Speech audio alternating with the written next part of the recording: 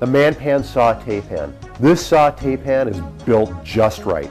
As you can see here, it has a wide bottom, which allows for maximum heat conduction, and these curved sides are perfect for gentle turning as you saute. This pan is deep, it's able to hold a good amount of food. In this pan you can sear meats, make sauces, which we're going to do both, or even stir-fry vegetables. Right now, I'm going to show you how simple it is to sear a steak. We start by wiping the pan with a little canola oil. This will help with the non-stick nature of the pan. We put it right on the heat. Next, we're going to season the steak. And how we're going to do that is we've got a little bit of olive oil here with your favorite rub. Go ahead, get your fingers in there, mix it around. And we're going to drizzle a little bit on top there, like that. We're going to rub it into the steak. So there we go. And I'm going to put that steak right in the pan.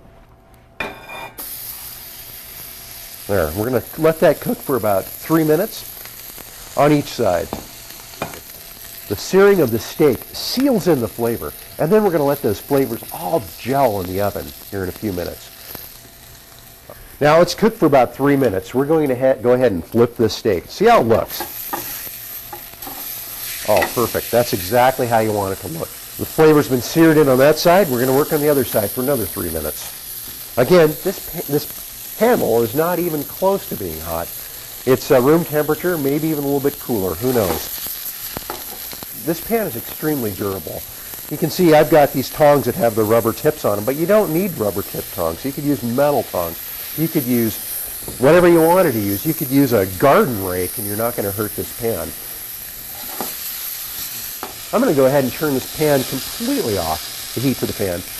This thing's going to hold the heat. Look at that. It's still cooking away.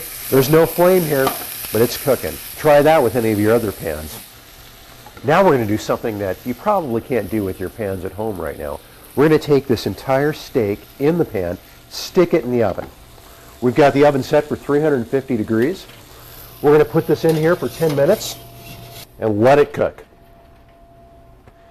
Now this is cooked for about 10 minutes. This is going to be about the only time you're ever going to need to use an oven mitt with your Man Pan. The handle has gotten hot because it's been in the oven, but it's going to cool down extremely rapidly. So we'll take this steak out of the oven, and there it is. It looks beautiful. We're going to put this on the plate, and there's no worry about this steak cooling down when we do our next part of this because it's still actually cooking inside on the plate as it sits here as well. And you can see all the great juices that are in there. Delicious. We're going to take use of those juices, putting it on the stove again with the temperature turned down. It doesn't have to be hot at all. And you notice, hey, look at that. I've touched this. It's already cooled down. That's how fast this handle is going to cook down. We don't need that oven mitt anymore.